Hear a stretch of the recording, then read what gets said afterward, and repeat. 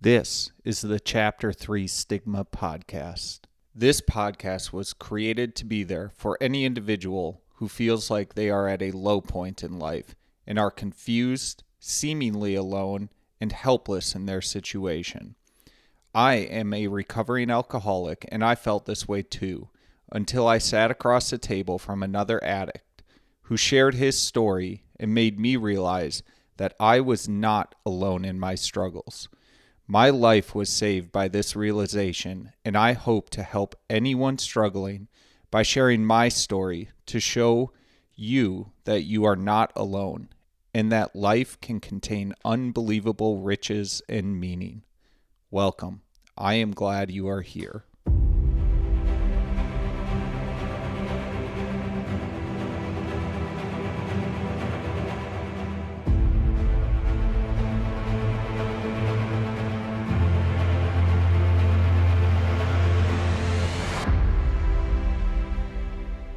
Hey folks, welcome to another episode of the Chapter 3 Stigma Podcast. So for today's podcast, we're going to get back into the Book of Alcoholics Anonymous, into the namesake of this project and podcast, Chapter 3, which is titled More on Alcoholism. So we're going to pick up where we left off a couple podcasts ago, and we'll get right back into the books. So to the book. Though there is no way of proving it, we believe that early in our drinking careers, most of us could have stopped drinking. But the difficulty is that few alcoholics have enough desire to stop while there is yet time. We have heard of a few instances where people who showed definite signs of alcoholism were able to stop for a long period because of an overpowering desire to do so. Here is one. A man of 30 was doing a great deal of spree drinking. He was very nervous in the morning after these bouts and quieted himself with more liquor. He was ambitious to succeed in business, but saw that he would get nowhere if he drank at all. Once he started, he had no control whatever. He made up his mind that until he had been successful in business and had retired, he would not touch another drop. An exceptional man, he remained bone dry for 25 years and retired at the age of 55 after a successful and happy business career. Then he fell victim to a belief which practically every alcoholic has, that his long period of sobriety and self-discipline had qualified him to drink as other men. Out came his carpet slippers and a bottle. In 2 months, he was in a hospital, puzzled and humiliated. He tried to regulate his drinking for a while, making several trips to the hospital meantime. Then, gathering all his forces, he attempted to stop altogether and found he could not. Every means of solving his problem, which money could buy, was at his disposal. Every attempt failed. Though a robust man at retirement, he went to pieces quickly and was dead within 4 years.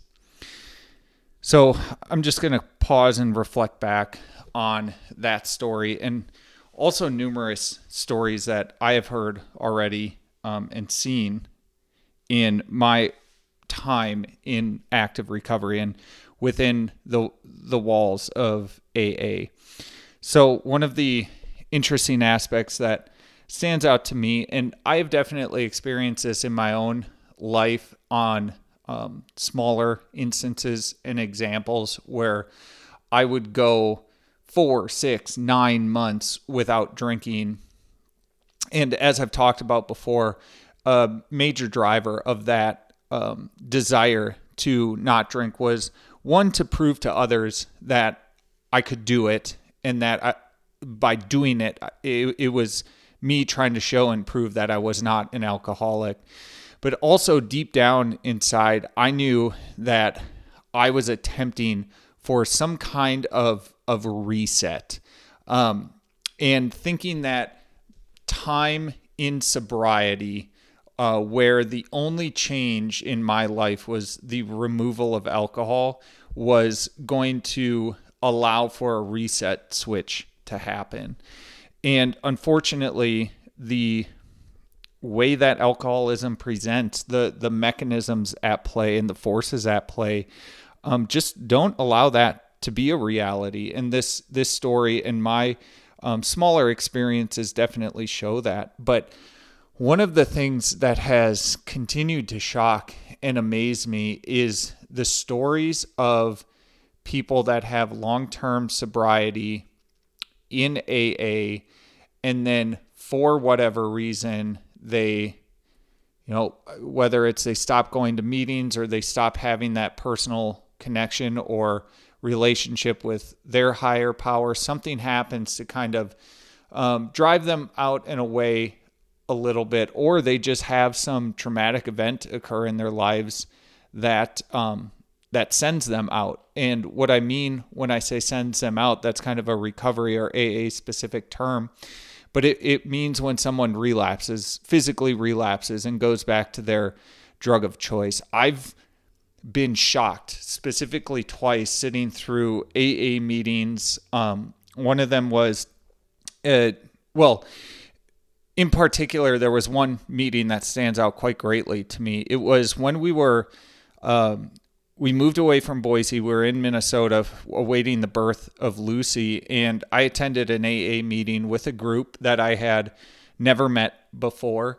And we were sitting in the meeting at the beginning, and they will recognize major milestones in your recovery journey. And there was a gentleman there. He was older, but he was collecting his 1 year of recovery milestone. And they give you a chip. And generally the practice within AA meetings is for someone to, I guess the prompt is kind of like, tell us how you did it. And people will give their backstory and go into detail about, their fight, their realization that their life had become unmanageable, and just kind of play their story out for us. The thing that caught me off guard and shocked me about this individual's story, again, I had no background with him, I didn't know him, was him explaining that prior to receiving his 1 year chip, he had actually 22 years of time in recovery and of clean, sober living that he lost. And I don't remember the particulars or the details around what caused him to go out or go back to alcohol in this case, but I just remember being quite stunned and honestly humbled in that moment, and just realizing the fact that, and this was something that I was committed to and connected with, but to really see it literally in front of my eyes play out, that this gentleman, despite all the time that he had something occur within his life that allowed him to say, this time might be different, or maybe enough time has passed. And his story is not the only story. His story is probably the most extreme version of that, just in terms of time in recovery, and then coming back.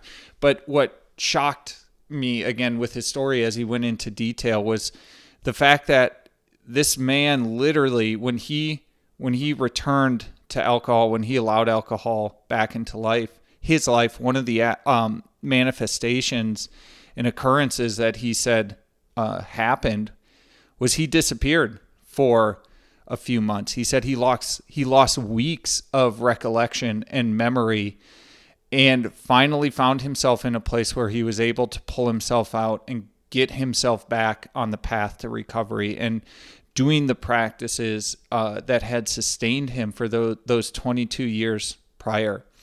But just really driving home, both in this story and my own experiences, as well as what I've seen and heard in the walls of the AA rooms, there is no reset. And a very common lie that alcoholics will tell themselves is this time will be different.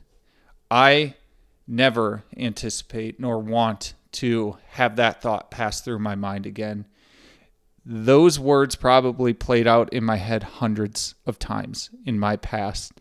When I had a rough night or a bad night the day before, if I was considering going back to drink to chase off some of the detox effects or symptoms, that thought would play through my mind. This time will be different. I won't drink as much. I won't get out of control. I know my limit now. It was always a lie. 100% of the time. Back to the book. This case contains a powerful lesson. Most of us have believed that if we remained sober for a long stretch, we could thereafter drink normally. But here is a man who at 55 years found he was just where he had left off at 30. We have seen the truth demonstrated again and again. Once an alcoholic, always an alcoholic. Commencing to drink after a period of sobriety, we are in short time as bad as ever. If we are planning to stop drinking, there must be no reservation of any kind, nor any lurking notion that someday we will be immune to alcohol. So I'm going to pause here. I want to revisit the statement, once an alcoholic, always an alcoholic. I think this is a spot that gets people hung up. Again, I think a lot of it stems from the stigma that exists of being an alcoholic. And just from my own personal experience in engaging with and talking with people, acquaintances, strangers, even some friends that might not know what I've been through, I'm finding a lot of comfort and strength in framing it as I'm a recovering alcoholic. I always catch myself, and I never allow myself to state, I used to be an alcoholic. Maybe I will say I used to have a problem with alcohol, and I will be very quick to follow it up with, so I'm a recovering alcoholic. Like, the way of my life moving forward is that I can never drop this from who I am.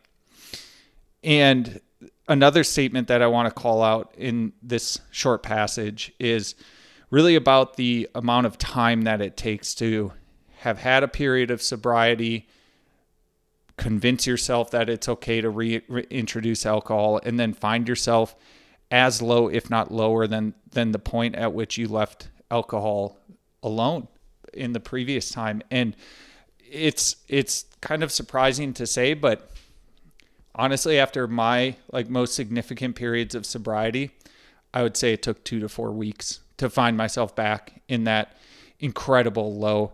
And this is from the point of having, say, a single drink with dinner or something like that, where I am very much attempting to reintroduce alcohol in a healthy and what I saw as a positive manner in my life. And what I just had to get to in terms of acceptance is that, again, as I've said before, alcohol just has no place in my life. And then that plays into this idea around we have to have no reservation of any kind, nor any lurking notion that someday we will be immune to alcohol. The way that I have just decided to talk about it is me deciding that alcohol can come back into my life is me giving up. It's a very clear path to the grave for me, because I know how low it can get. I know how lucky I have gotten up to this point, and I just don't want to roll those dice anymore for me. So back to the book. Young people may be encouraged by this man's experience to think that they can stop, as he did, on their own willpower. We doubt if many of them can do it, because none will really want to stop, and hardly one of them, because of the peculiar mental twist already acquired, will find he can win out. Several of our crowd, men of 30 or less, had been drinking only a few years, but they found themselves as helpless as those who had been drinking 20 years. To be gravely affected, one does not necessarily have to drink a long time, nor take the quantities some of us have. This is particularly true of women. Potential female, and okay, interjecting here, 1930s literature. I have a note. I'm going to come back on this one, but I'm just going to read through. So this is particularly true of women. Potential female alcoholics often turn into the real thing and are gone beyond recall in a few years. Certain drinkers who would be greatly insulted if called alcoholics are astonished at their inability to stop. We who are familiar with the symptoms see large numbers of potential alcoholics among young people everywhere, but try and get them to see it. Okay, so actually revisiting a couple ideas in this one. First, okay, like mid-1930s literature and mindset. So like, I guess just, don't shut this off because of the book being written this way. But there is kind of a unique aspect to people that really don't require a lot of quantity or time to just truly find themselves in the throes of addiction and battling with alcohol. And I think what was really what was unfortunate to experience and witness in rehab were some of these ideas around like, well, if you're not drinking a plastic bottle a day of the cheapest vodka, then you're not a real alcoholic. And excuse my language, but I gave a big fuck you to those people while we were in rehab. It's not there's no competition here.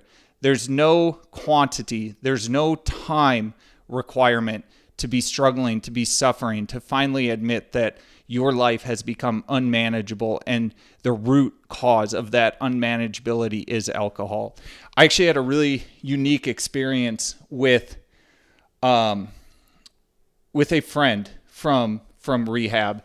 And this friend it was a really unique moment fairly early in my time in rehab. I haven't told this story yet, but we were just outside hanging around and there was a new young kid in there, unfortunately addicted to fentanyl, just kind of there by court order, not taking things seriously.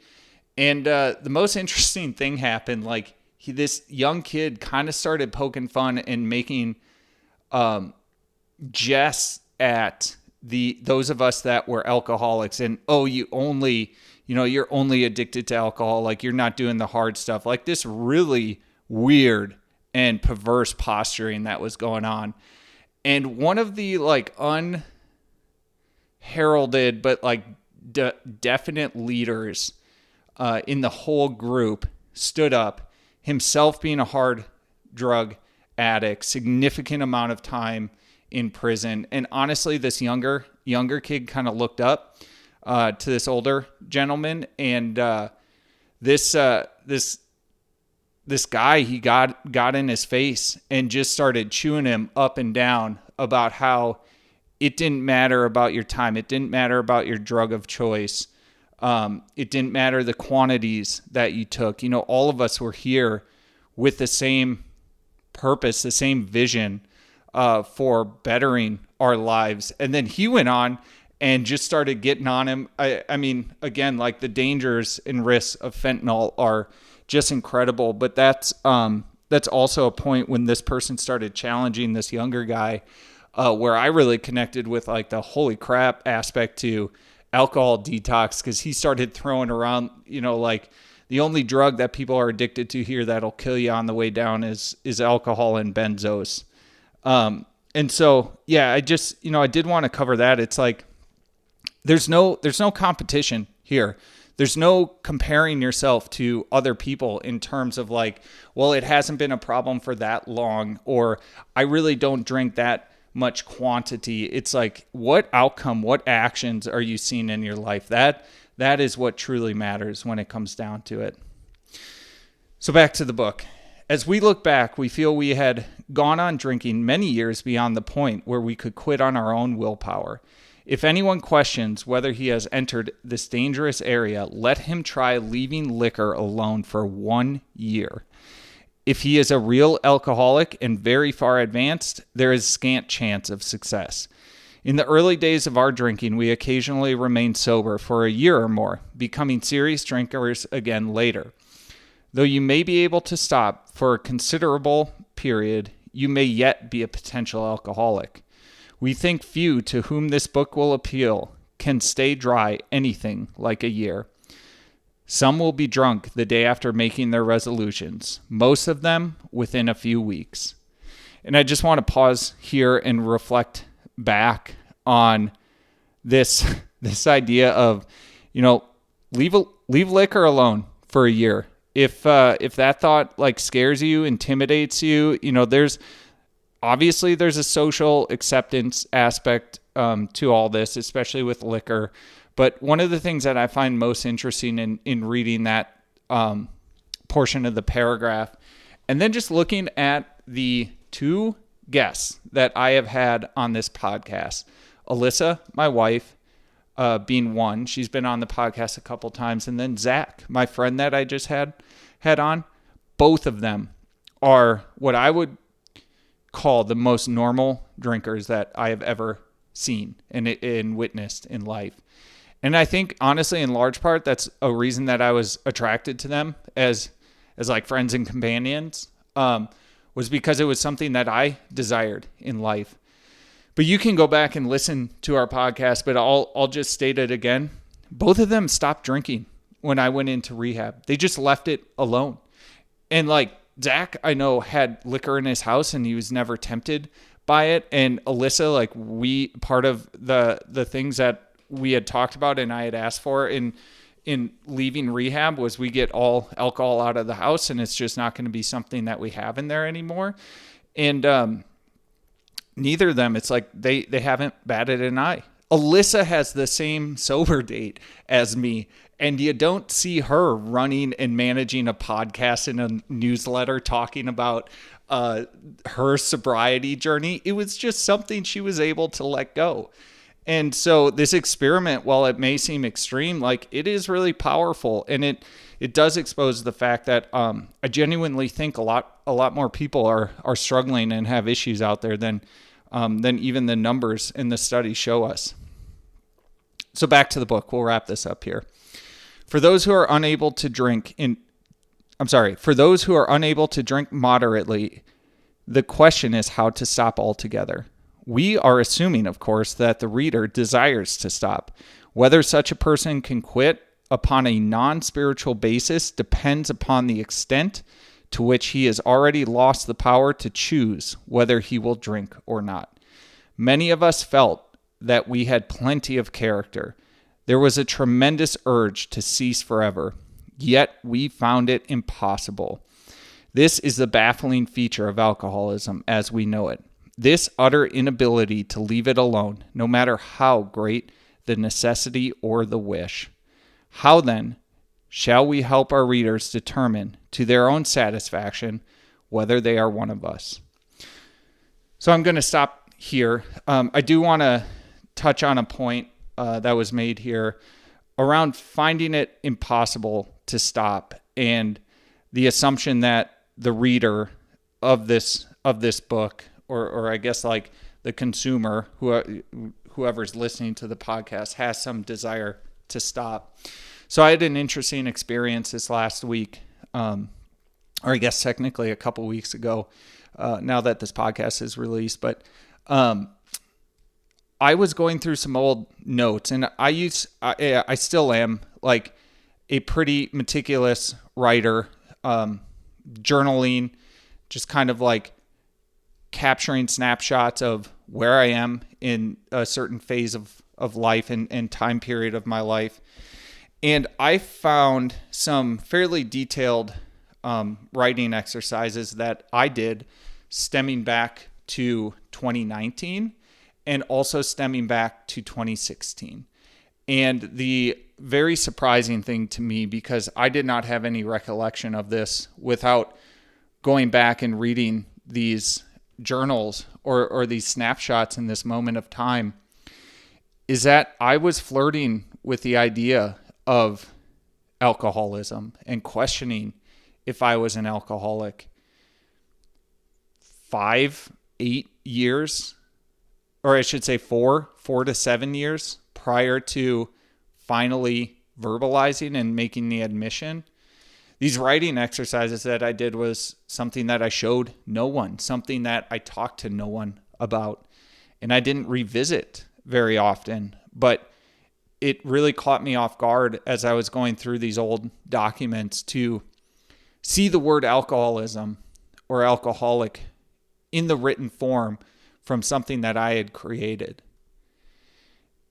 And I think I knew back then, and I think I had the desire, but I did not know where to go. I did not know who to turn to. I did not know what to say. I could not imagine admitting to something that seemingly would make me weak, that would make me seem less than. And for any of you, or for those of you that are listening that might be in a similar situation where you are just starting to explore the idea of, are you an alcoholic? There is more power in opening up and sharing than you will ever realize. It is difficult at first. It is the most difficult thing you will probably ever do up to that point in your life. So find the right person, find the right people to target that communication towards. One thing I hope and beg for you is that your journey was not as long, drawn out, chaotic, destructive, and potentially as near catastrophic as mine was. So with that, I think that's all I've got for today. Thank you all. If you enjoyed this podcast, share it with others or give us a rating on your channel of choice.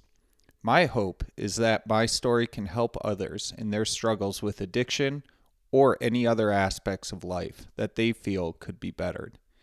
You can follow us on social media at Chapter 3 Stigma on Instagram and YouTube.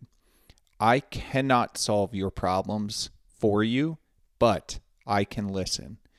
If you want to reach out with a message through one of those channels, I will respond and let you know that you are not alone. All the best, you are loved, and life is worth every struggle and bit of suffering you have to endure. Until next time.